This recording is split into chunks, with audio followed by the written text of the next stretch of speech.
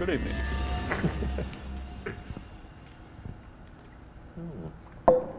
So this is how it works. This is how it works. Hello, everybody, and welcome to our June Subscribers Town Hall. I'm your host this week, this month, rather. This is a month, right? Yep. Community Content Manager Jared Huckaby. We are experiencing a little technical difficulties. We are broadcasting to both Twitch and YouTube right now, but it looks like Twitch is having some broadcast issues. That's why we got started a little late.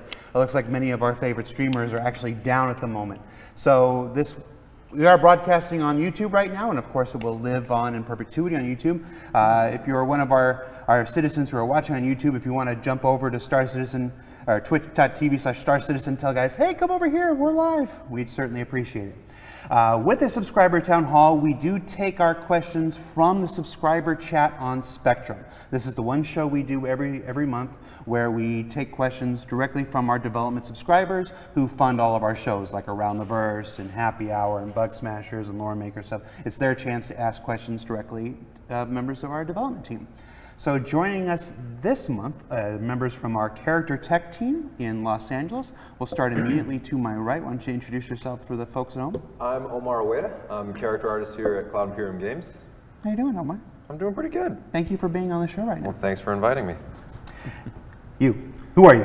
Who you is? I'm John Riggs. I'm a senior character rigger for Star Citizen, mainly my tech content side. How many times have people made that joke, Riggs, and you got hired as a rigger? All of them. Literally every time. Is that not the most tired joke in the world? Riggs, yeah, Riggs the rigger. Right. Yeah. And last but certainly not least, Gaige, why don't you tell the folks who you are and what you do? I'm Gaige Hallman, tech artist, and I work under Riggs. Previous rigger, tech artist now. It's all the same thing, kind of.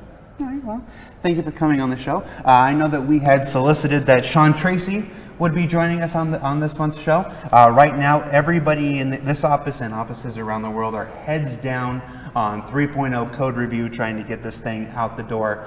Sean is he's just too important. He's there doing his work.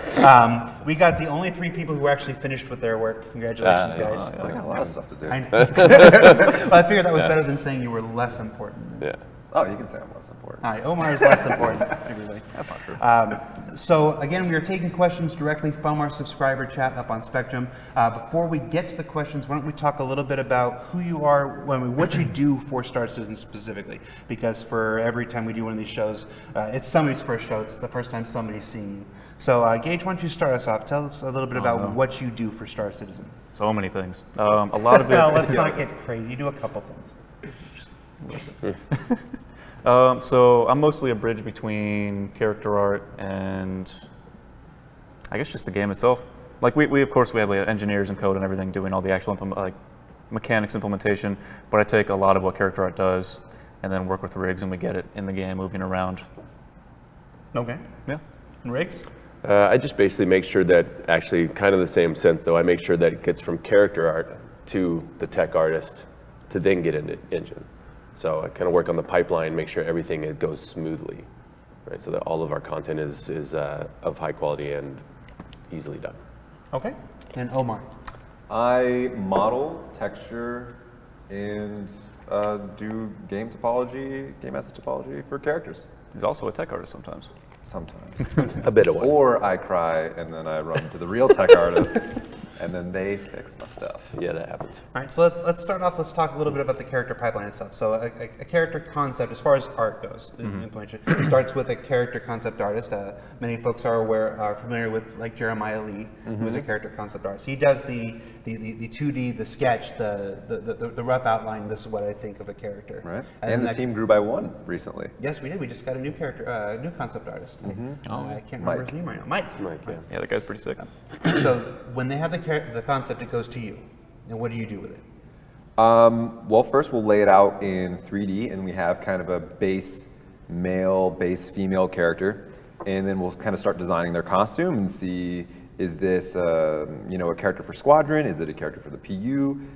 Is it an armor type of suit kind of thing, or is it more clothing? What are the attachments? What's the purpose? And then we'll kind of start building within the guidelines that we've made for ourselves. And we'll do a high poly sculpt. We'll send that up the pipeline. That'll go to the lead, Corey, then to Josh. And then Josh will put it in front of Chris, and then we'll see, kind of go up the pipe, see if that's approved. Once that's approved, I'll go in to start doing the game asset topology and implementing it into the actual game, Star Citizen. Then once that's done, I pass it to these guys. All right, so once he's done that, what happens next? It basically goes into the rigging phase. So we do, through that whole process also, we do a bunch of different approvals and checks on things to make sure that from concept to 3D to rigging to game, that things could actually work, physically work. You know, even as much as it is a game, we still want it to be realistic. So we go ahead and go through and make sure the concept would be a viable option, and then the mesh would be a viable option. And then it goes into rigging, and then we skin it and make sure that it all moves correctly, and then we hand it over to Gaige. So me and Mark, I got to give credit to the other people on the team too. It's Mark McCall, who I've been trying to get on camera for 2.5 years now. Never said yes. Yeah. But yeah, so after rigging, and we have a lot of tools that Riggs uses that'll streamline this whole process for us. Super easy, really simple. It's good stuff. And then we take it over. We do a lot to sort of fit it into the loadouts and the way we have our whole armor layering system right now, and that can break down into like a lot of different phases. Should I just go into all of them? Yeah. All right, you got cool. Okay, so after we get our meshes, they're all rigged up. Let's say we have the skin and we apply it to the skeleton, everything's good. What we can do is then we assemble what the loadout would be. And this can involve, I guess, it's really complicated. No, it's good though. Okay, so let's say we have two different systems. We have armor and we have clothing. We'll sort of break it down. Is this asset clothing? Is it armor? And then if it is clothing, what kind of clothing is it? Is it legs? Is it a torso? Is it like a wristband or something? And then we have to make sure that they all fit together. Everything is sort of modular. And then on top of that, we have to apply all of the, I guess, the settings and the ports, and to make sure you're able to equip all the things that you need for this type of character. So in clothing, we have a certain set of items that people can equip as like gadgets, and then in armor, we have another set of things that people can equip. And then I'm going to ramble on about this further, so yeah, we should break it up. It gets deep. Sometimes Yeah, like, we it gets even really get confused on like what's actually happening. And then also like certain characters come into existence that have certain functions, and then we'll have to develop like how actually does this character exist, you know? So the system kind of grows as the characters grow. I just probably referring to something like Squadron 42 when you realize that character has to do a certain action and whatnot, and then you have to find a way to make that character physically capable of doing that? Right. That's exactly right. And also there's a lot of differences between, not a lot, but a few differences between like Squadron 42 characters and PU characters. Because like the players have to essentially be able to do everything. Okay. And then Squadron 42 characters, some have very specific roles that they will be able to do yet, or like certain outfits that they have that are not accessible to the player. So there's certain types of things that we do differently between the Squadron pipeline and the PU pipeline, even though as best we can, we try to keep those pipelines as close as possible. Gotcha. All right, based on what you were saying, we've been collecting questions ahead of time from our subscribers. We have a thread up in the subscriber den where folks can submit questions for the last week and then upvote them. Our most upvoted question throughout the week comes from Jericho Kane, and it says, can we wear an additional layer like robes, cloaks, or capes above the armor layer in the future? It would be cool for role play and a way to hide small weapons like a pistol, and the enemies can't see what armor you're wearing on first sight. What are we thinking? Is it possible to put clothing layers over armor or only under armor? So not impossible. We haven't talked about it. I'm not going to say it's something we can do. But because of the way we do our volumes and we sort of standardize everything, especially right now, all the undersuits are going through a standardization process to make sure all the armors fit on every undersuit. I wouldn't rule out the impossibility that eventually we could have a standardization of armor where you could put cloaks on top of maybe. It's not something we're doing right now, but our system would allow it to be possible. The Sand Nomad from the CitizenCon demo had a cloak or a shawl that went over his armor. So that is actually built into the armor itself. So we do have armors that incorporate fabric, but our armors, since it's modular, they change shape and they change size. So to have something that goes on top of that, right? Because it starts with an undersuit, then you put an armor on top of that, then you put a helmet, and all these things are swappable. So they're changing size drastically, right? And we don't want all our characters to have the same silhouette. So just to throw another layer of something on top of that gets really complicated. But to add variety, we do like to incorporate like maybe some armors might have a hood, maybe some might have a little cape, maybe some will have like, you know, these kind of drapable aspects. But as just an object that you just put over the whole thing, like a full robe, I'd be doubtful, but mainly because there's also this big balance of if you standardize too much, you lose variation. So you can't have like a lot of cool different things and have them all work together at the same time. So you kind of have to pick your battles. The more you standardize, the more you sort of make a sameness across. Yeah, the armor sets are also very different sized. Like the light to the medium to the heavy are big differences.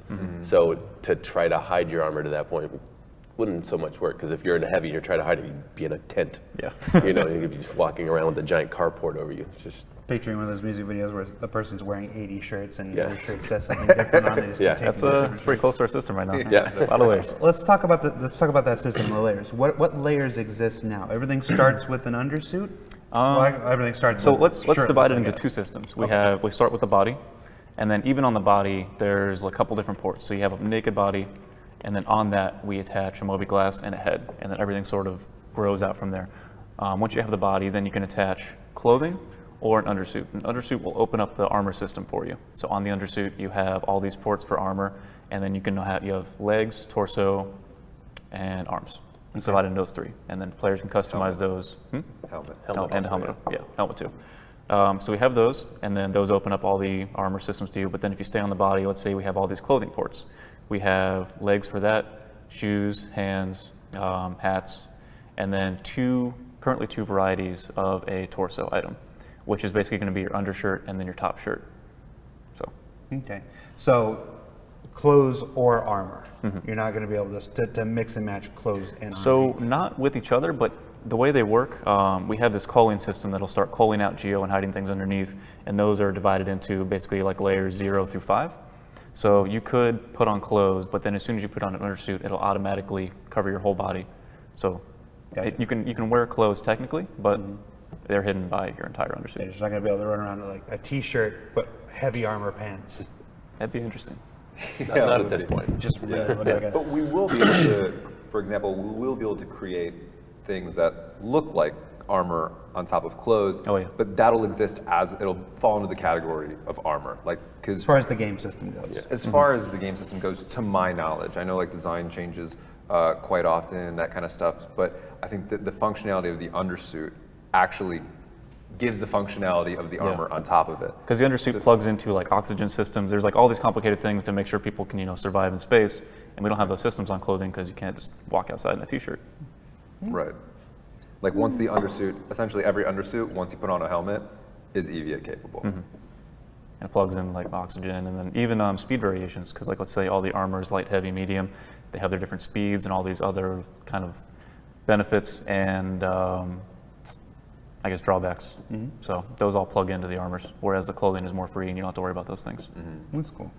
You mentioned the culling system before. I know I've walked by your computers before and I've seen, when you're wearing clothes and you're wearing a duster or something. And what happens a lot of times in many games is when you have to bend down and move, the duster ends up clipping through your ass or whatnot, your butt. Clipping through your butt. Buttless chaps. Your derriere. How are we dealing with that? So actually, that'd be a great Omar call question because he's working on simulation. But in terms of culling, we've I'm not sure if this is the way other games do it. I think in a similar way, but a lot of games you basically make certain variations that are just modeled to not have stuff underneath. But because we want this intricate layering system, we've developed another thing where CryEngine, you have your top nodes, and then you have your meshes under that. And normally it was just your CryEngine node and then your mesh node, and that would be like a shirt. But now we've gone further and we've divided that into your CryEngine node, which is your item, and then it divides into all these zones on the body. And then we mark up on a top item which zones it should hide. So let's say you have torso 1, 2, 3, 4, and then like arm 1, 2, 3, 5. You get a certain type of outfit that would maybe cover some of these, and you mark up in our items which are those zones it culls. So now that this one item is then divided into multiple sub-items, and then our system will tell it which ones to hide when a certain object is on top. And so it's like when in other games where every shirt always comes to exactly here. Yeah. Because it doesn't have that system. And it gives us a lot of flexibility because now instead of modeling things to only show a certain area, we can put multiple things on top of different things because we can just call out what we need to instead of modeling it specifically for one item. And that freedom will be passed on to the player. at some point. This is mainly made for the PU system, so players can put on whatever they want, and then everything still looks good, Yeah, too. things actually look pretty decent. Yeah. Because how you would have done it is essentially you'd have put like a shirt on top of another shirt, right? Which wouldn't penetrate the shirt underneath it. But then all of a sudden you have these giant cylindrical arms on almost everything, right? Big Every tubes, outfit, big tubes. Yeah. So now if you're wearing like a jacket, you can still have like, a tight sleeve jacket, and you take that off and you kind of got like, a shirt that's like a little bit more loose fitting and stuff like that, right? So it simulates how it would work. Like It looks more realistic. It looks more realistic. Yeah, It exactly. frees you up artistically for sure. Because like you said with the cylinders, like let's say you want to fit a bunch of stuff, you start getting this super fat, puffy jacket, but we can avoid that through the volume system. You get the sleeves that Collins, are yeah. giant. Yeah, you get that giant Yeah. parka look. Puppy Yeah, shirt. yeah, puffy shirts. Okay. Next question from the subscribers thread there. Will there be long hair for female models in the future of this game? Yes. Even currently. Yeah. Yes. Yep. It's currently in the works. A lot of people ask about the female, but she's going through the process, and a lot of it already exists. It's just we're not going to throw it in until it's all functional. We don't want to put like half a working female in there, so Right. she's coming in.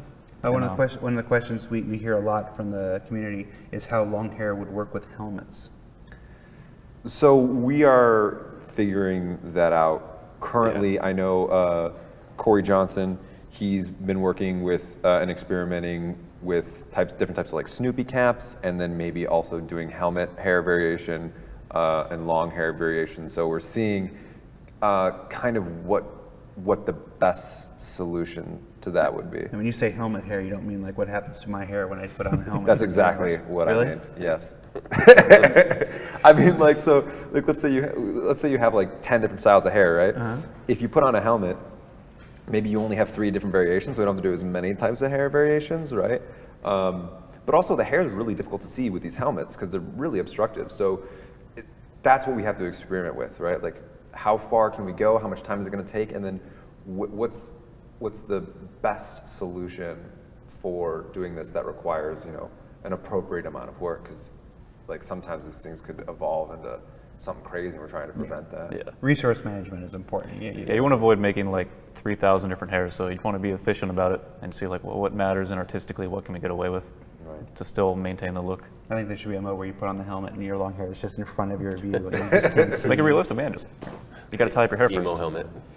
All right, let's see what else is. What's subscriber chat on Spectrum saying here? What do they got going on? All right, so we are taking questions in the subscriber chat on Spectrum, guys. You can submit your questions in there. Please remember to preface your question with the word question. It'll help us pick it out through the other conversation that's going on in there. Let's see, we do have a couple questions that we have to sort through the questions that are actually appropriate for you people here. Chris described tiers of NPC detail for Squadron 42. Can we go into more detail about the tiers of NPCs in the PU, such as how many of each tier will populate the average system and how detailed the various tiers will be? So I'm not entirely sure the context of the question, but that probably refers to the tier heads, I'm Yes. assuming. Yeah. So we have a couple tiers. We're going to talk about all the tier systems because we got it. Yeah, tiers goes everywhere. It's crazy. But let's start with the tier heads, from the tier 0 to the tier 1 to the tier 2. What are the differences And the between these? T3. How do they work? Yeah, and the T3 also, T3. yeah. Omar probably knows more about that actually. The worst of with the tier detail. hierarchies. So we have, obviously the tiers system.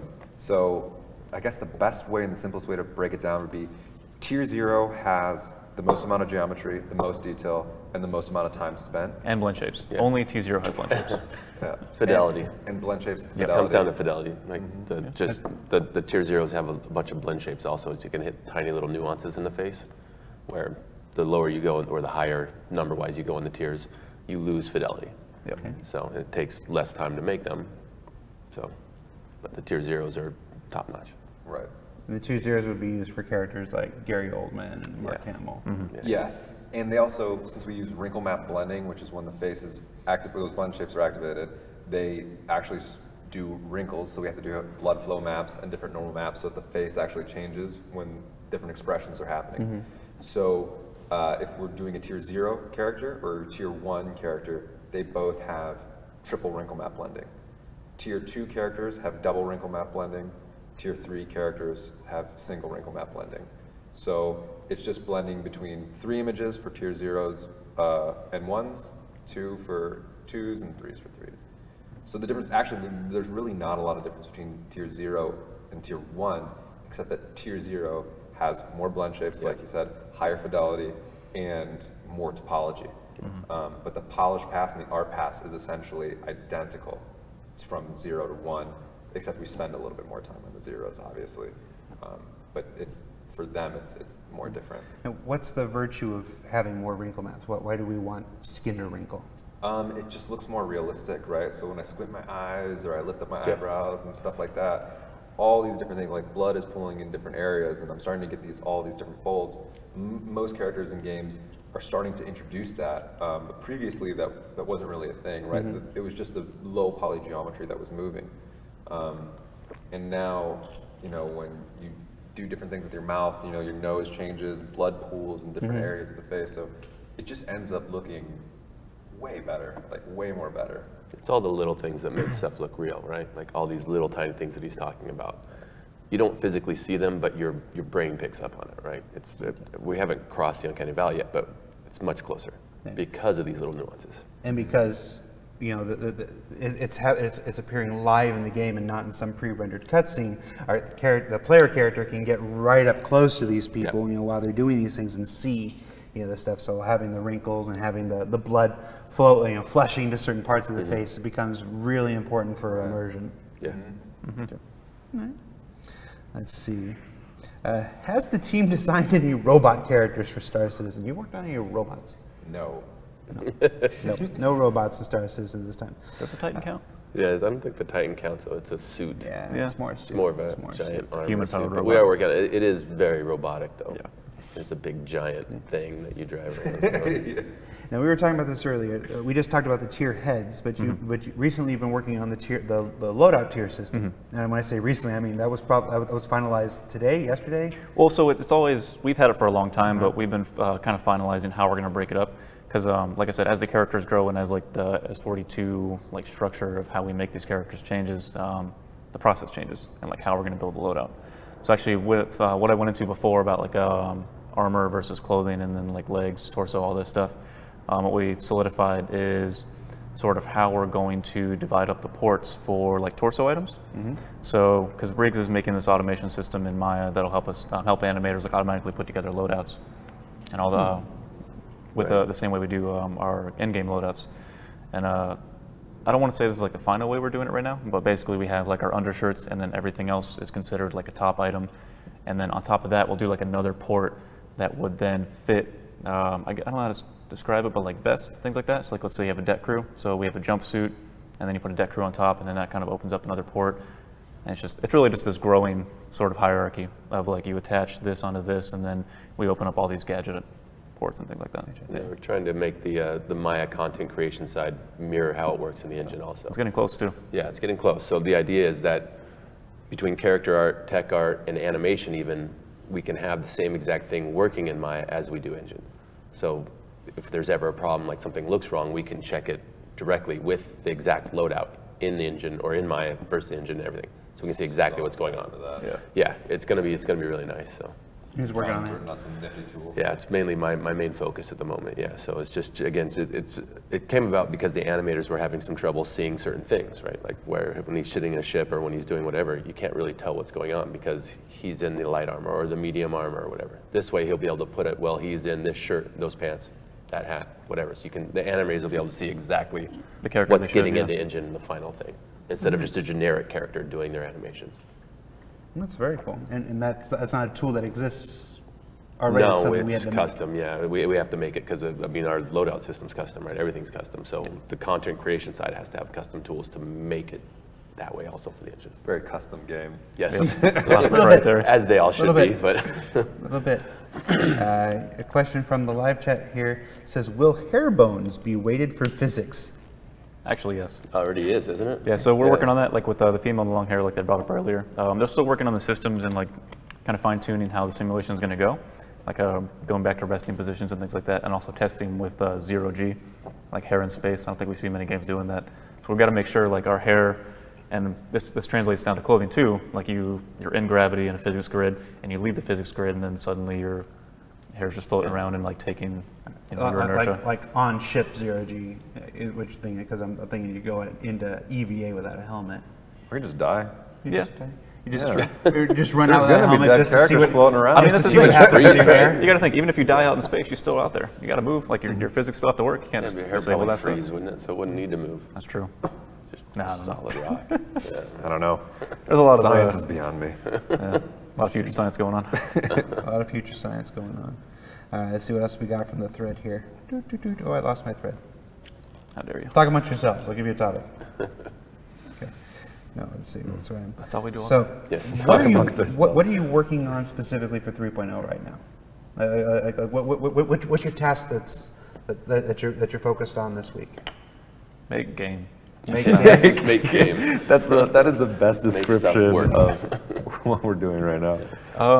So actually, I don't know if you guys want to start, but You go ahead. a lot of just what we talked about before. So like with the loadouts, we're just locking down a lot of things and then working with John Riggs, sort of solidifying this process. Because going into 3.0, we don't want a lot of you don't want to do a lot of custom, I guess, non-pipeline-based actions, because then it just breaks apart too easily.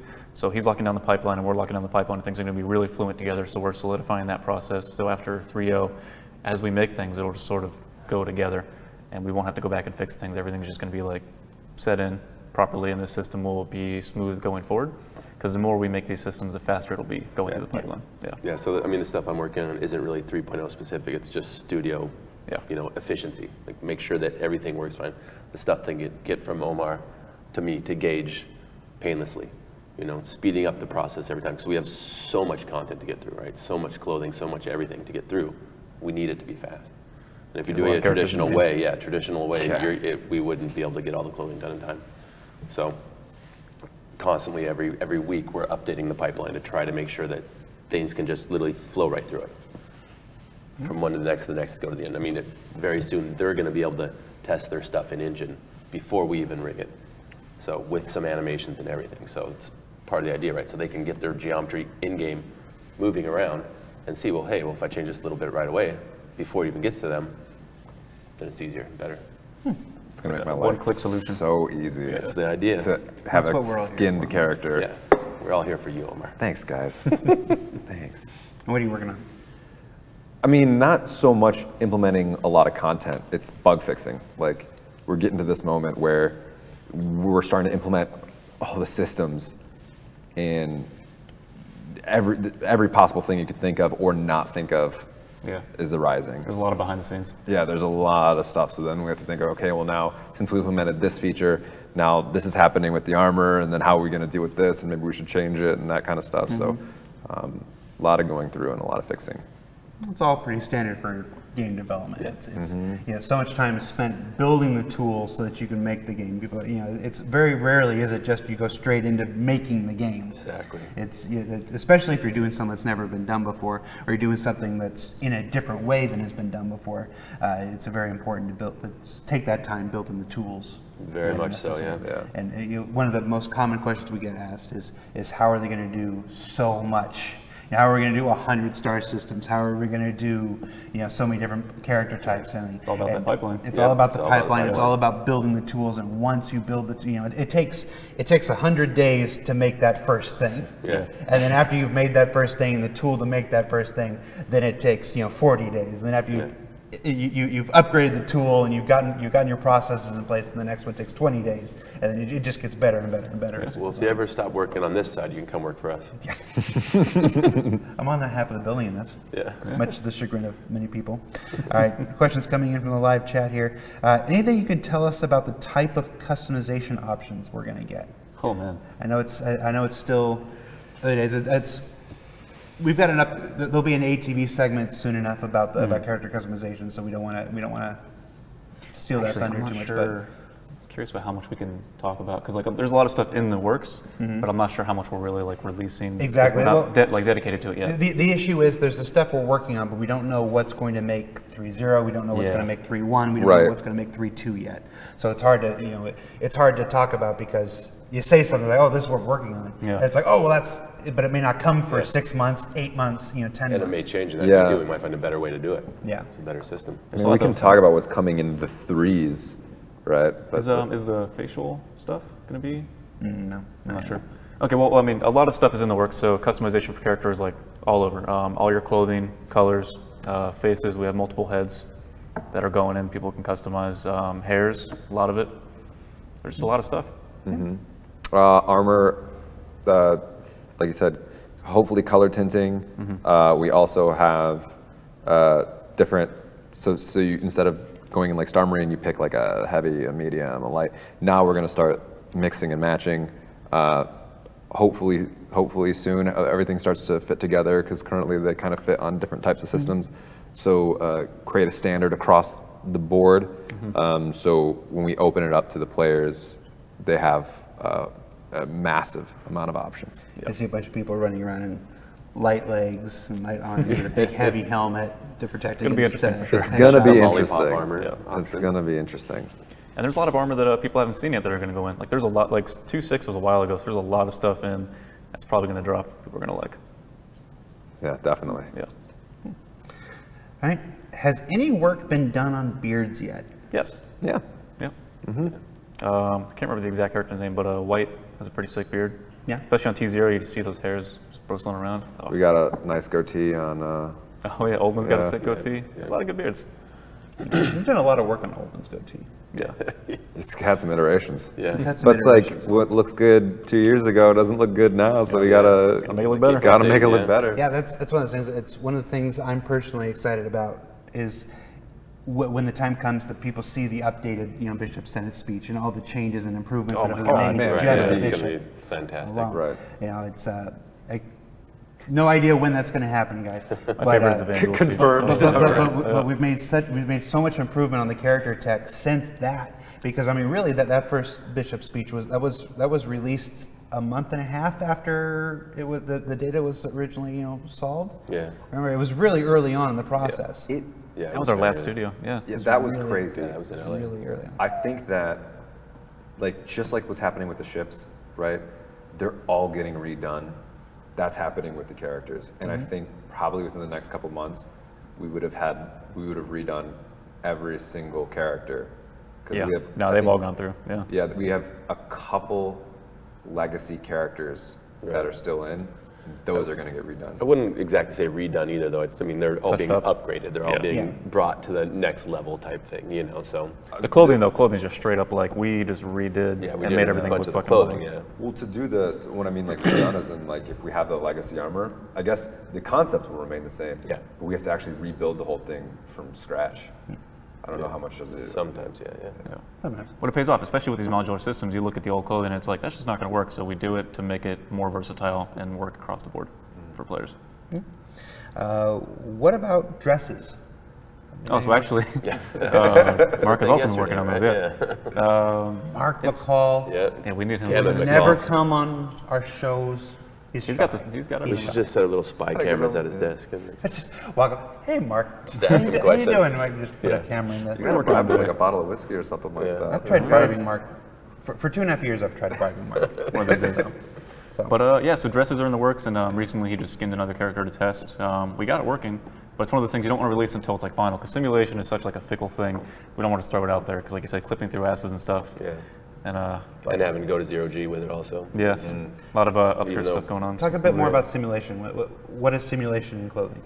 Oh yeah, so I guess we should break that down. So basically, Make stuff look cool. make it look cool. So imagine you have like dress or skirts, anything, long jackets. We can either do like vertex animation or bone animation, but basically what we're going to do for the sake of, I guess, just the cost of processing power, we put rows of joints down these jackets or dresses. And then the engine will simulate how they collide with the body, how they rotate, and then they basically just do their thing and they simulate. They'll fall around the collision meshes, and then at 0G, they'll interpret the lack of gravity and sort of just, float in place, that kind of thing. Actually, I'm sure Riggs can go into a whole thing on simulation too. Yeah, I mean, we use joint-based simulation at the moment. So it's exactly like he says, draw basically the skirt or dress as joints, and then set up a bunch of A lot of math happens. Yeah, a lot of math, a lot of values, a lot of setting stuff up. We've also set up kind of a tool for setting up dresses in Maya, to make it a lot easier for these guys, because otherwise you have to literally place a joint, 10 joints 20 joints around, manually place them all. So this does it all for them automatically. The next step for that tool is to make it so that it actually, Maya has the same types of simulation stuff in it. So again, to try to make the digital content side the same as the engine side, we try to make it simulate in Maya and then export those settings. So you get a good baseline.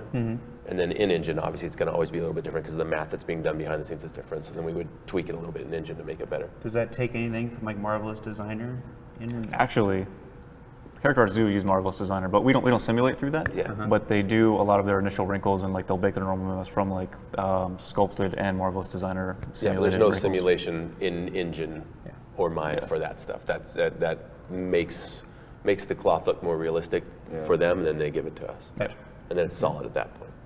That's a unique way that we do it too, because we have to like kind of like lay it flat on a cone. So how do you like sculpt wrinkles onto a cone, because it doesn't just fall naturally, right? Because we have to let these guys actually make the cloth fall. So it's a unique pipeline, but it's pretty cool stuff, man. Yeah. The next question is simply body hair? No. Everybody shaves in the future. Not at this time. I mean, it's one of those carts before the horses thing. I mean, with the fidelity, if you look close enough, a little bit of hair in there, but we're not going to have any kind of like simulated flowing in the wind hair. maybe way down the line. Like, yeah, way down the line we could add that. It'll be a T0 body. Tier 0 body. Zangief from 0G. Oh man.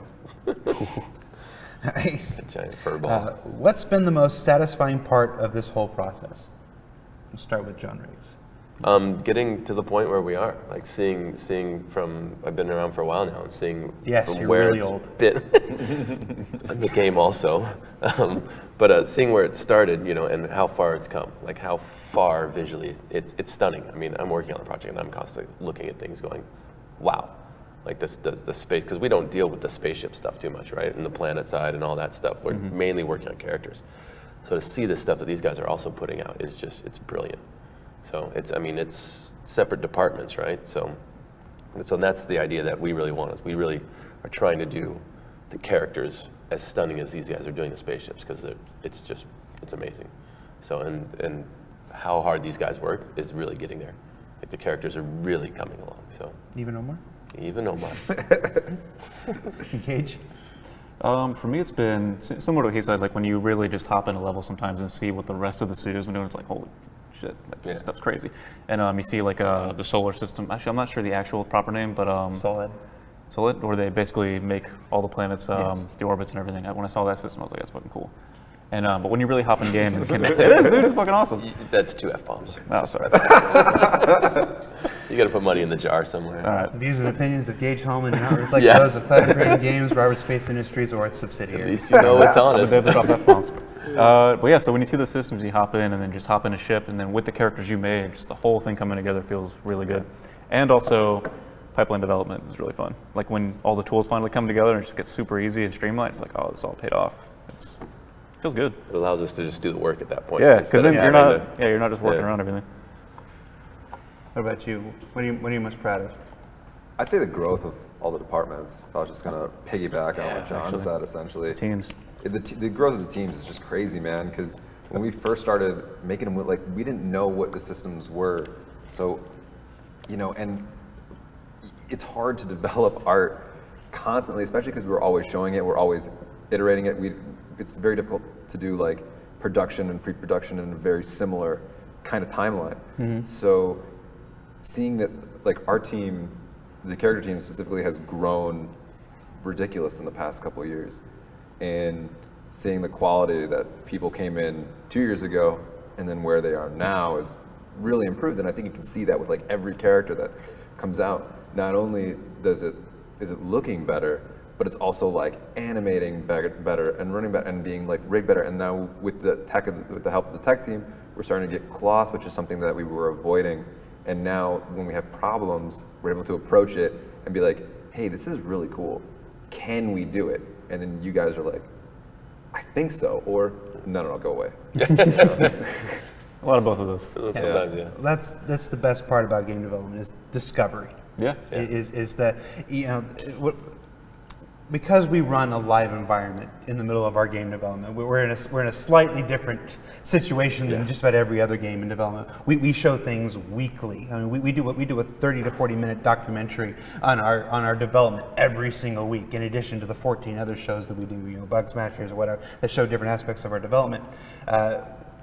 One of the most important things that we tried to communicate over the last 4.5 years is if you're truly doing something that's never been done before, if you're truly not just making the game that somebody else made, there is no instruction manual. There's no thing you can check to see how we're supposed to do this. You can't look around and go, well, you've done this before. Like, no, nobody's done so many of these things before. So that discovery is such an important part of game development. And when people are like, why? Well, this is how it was in 2014, and this is how it was in 2015. This is how it wasn't. That's what the discovery is. It's we're learning how to do these things better. We're learning how to do these things faster, and that's my favorite part. And when we try to do shows like this or Around the Verse or whatever, that's the thing that I'm constantly trying to push to the forefront. Is yes, the answer changed from 2014 to 2015, but hopefully the answer is better. Yeah. Hopefully it's more developed. Hopefully it's just more fun for the overall game, and I like that discovery. That's my favorite part. We're also growing live. Like, we're growing as individuals and artists. Some of us are. Live. Some of us are. Some of us. But just like, we're constantly open also to compliment and criticism. Right, so that's something like. Wait, what's a compliment? I haven't gotten one of this. Yeah, no, me neither, man. Like that, I can't go on beard Reddit. looks fantastic. That's a good beard. Yeah, we did compliment you just recently. We're like, man, he's been cleaning up over the past year, looking sharp.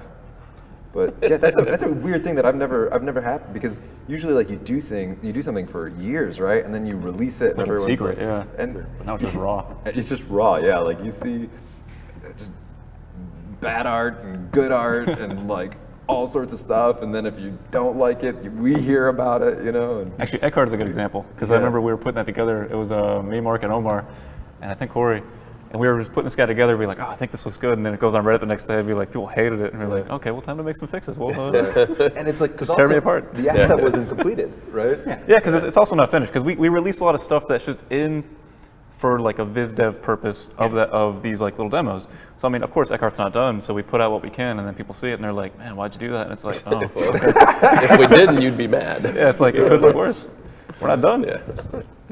All right, this next question comes from a JJ. John Riggs, why are you so bad at PUBG? You're just terrible. Tell him about last night. Yeah. Are we getting money right now for cross promotion? Yeah, should we just start shouting out? They should give us a server. Or a piece of loot. I heard nobody likes that JJ guy anyway, so. Okay. Will our characters get dirty, wet, snowy? We've seen a lot of talk recently in ATV about the different environments that are on moons. Has there been any work yet, and not to say that there won't be down the road, but has there been any work yet on reflecting those environmental changes on the character? Hasn't gone through us, so I don't believe so, but there is dirt and wear. So, I mean, of course, if you're on a planet, maybe there can be like environmental settings that will affect the dirt and wear of your armor and clothing. But as far as I know, not specific terrain. But, Gotcha. Not that I know of. But there's ideas of it, like. Yeah.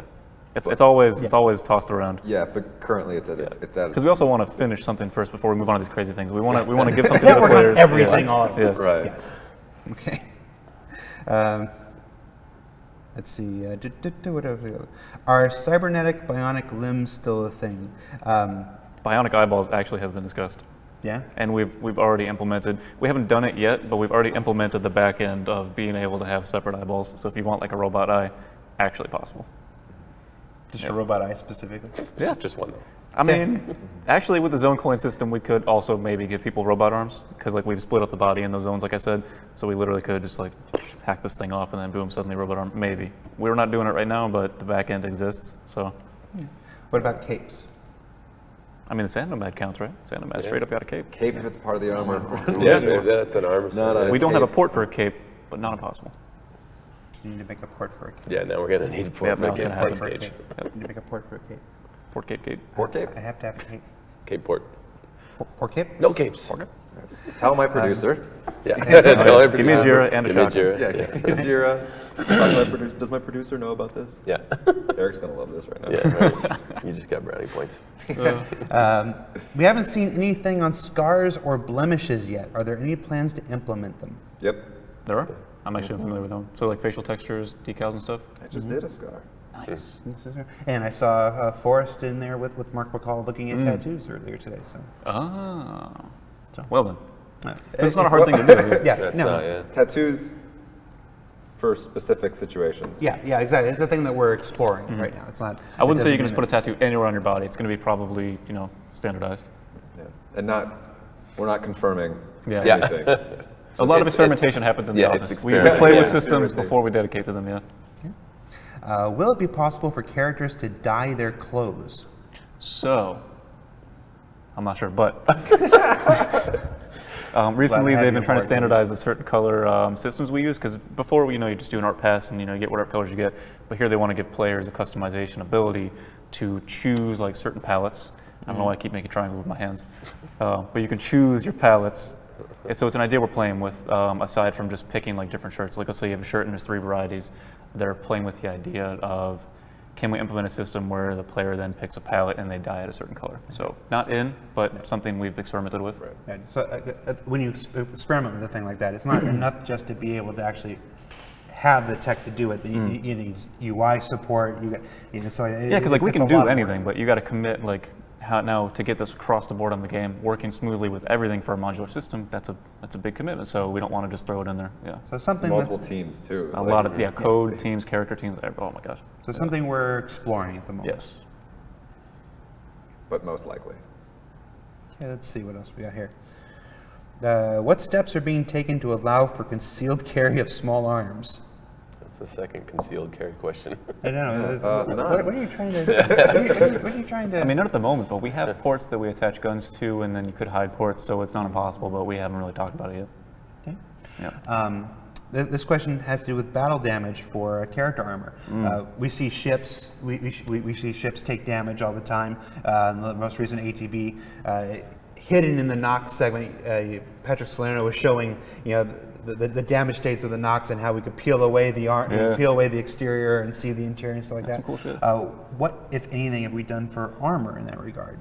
You're gonna be able to see damaged armor? It's been talked about because like we have the shaders for the ships, but we have the characters. They have their own shader that makes them very efficient across the board because it's like an MMO. Lots of characters. You want to make the render passes as efficient as possible. So it's been talked about, but I think they're probably waiting on maybe what the cost would be. I think it might have to be different than ships because, like Gaige just said, we have a very specific shader and a very specific tech setup that makes the characters tech efficient. is big It's possible, for that, yeah. but you have to think. So the way I'm going to just divulge into ships real quick. The way they do that is they have another set of UVs that allow the burning system to happen, but that also duplicates the vert count of that object. So we're already doing all this stuff for characters. Let's say we make a third UV set because second UV is already made for decals and stickers, things like that. Let's say we make a third one for a burn pass, like burning away, then you're tripling the vert count of a character. So it just adds up super quick. Yeah. Well, that's always a consideration. It's not enough that you can do a thing. It's should you do a thing. Because I mean, do players want FPS or do they want to be able to burn away their stuff immediately? So we got to figure it out. And do you want 5 characters on screen or do you want 30 characters on screen? Because it's games are just all give and take, right? Yeah. Like, what's the most bang for your buck? And then the craziest part is that when like you have all this ship efficiency going on, and then you have character efficiency, and then wait, let's get both in there at one time. We got 30 people and 10 ships to make it happen. So you got to make things as clean as possible. Yeah.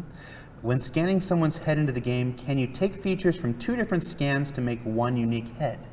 Like take the eyes from one, the jaws from another? We actually already seen them. blend shaping, just throw in tech. We've even just straight up taken textures from another guy's face, put it on this guy's head, made a new man. So I mean, or woman. But yeah, actually Omar knows way more about that. It's hilarious and crazy. It's like Mr. Potato Head. Yeah. It's exactly like Mr. Potato Head. And actually, we've to standardize the heads, we just started taking like, oh, that guy has a nice skull. We're just going to blend shape his skull into everyone else, and like, okay, standardize heads. Yeah.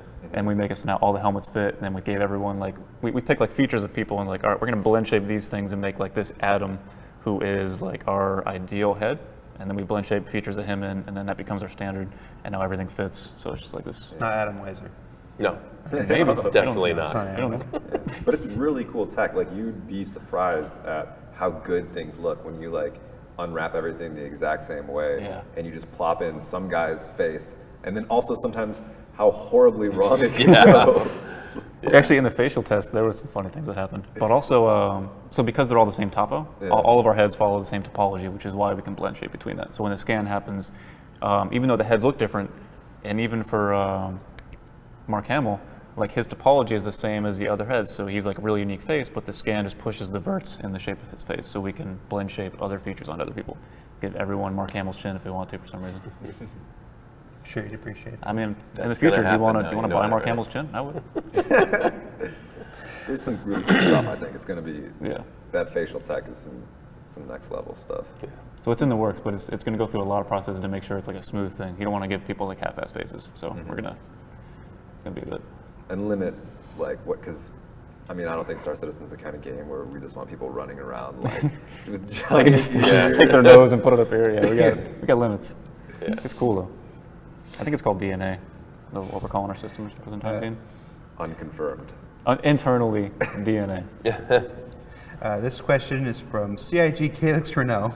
After drinking too much coffee, will my character accurately develop a nervous facial tic, and will that adversely affect trade deals? They do get drunk. Is there a talking stat? One? That'd be awesome, yeah. Should we just start? Is Calix adding new features right now? Yeah, right. He's adding that handshake. Good job, Calix. Yeah, thanks. What can you said people get drunk. What can you tell us about being drunk? Oh no, I remember that from like when I played our game like 2 years ago. You start drinking all the alcohol and your character starts like wigging out and he's like, what am I looking at anymore? When we added the bar. The bar subscriber citizen. bar. Yeah. The chest of, I can't remember what it's called, spirits. I can't remember. Don't remember. There's so much subscriber flair. What is the future beer called? We call it spirits? Future beer? Future beer? Yeah. Banu 45. Oh. I have no idea. All right, guys, that's it. You made it to the end of the show. Congratulations. Thank you. It was harmless, wasn't it? Congratulations to all of us. Yeah, it's pretty easy. I died a little bit as a person. So. Oh, no. Told you to be fine. Yeah. So, guys, thank you for joining us here on this month's Subscribers Town Hall. A couple of housekeeping tips before we let you go. Tomorrow, special edition Bug Smashers. We've actually got some more Nox footage for you. It's going to be a short, sweet episode. It's actually a fix somebody else did. Well, you'll see it. It's not your normal Bug Smashers, but look for that tomorrow. Then, of course, ATV on Thursday with our ATX and Turbulent teams, and then Friday, right back here for Happy Hour Community. We're going to have our entire community team, Ben Lesnick, Tyler Wicken, Tyler Nolan, myself. We're going to be answering your questions about all the fun and goodness that's gone on in the last week or so. So tune in for that. That'll be at 12 noon on Friday as well. I guess we just weren't invited to that. Yeah, I guess. You were invited to this. Yeah. Right, and had to drag your butts to this. Fair enough. So for the Subscriber Town Hall, I'm Jared. That's Gaige. That's John. Do we look and That's wave? Omar. You can look and wave. Some of the cameras. And then Do JJ whatever you will push want. the button. See you later, everybody.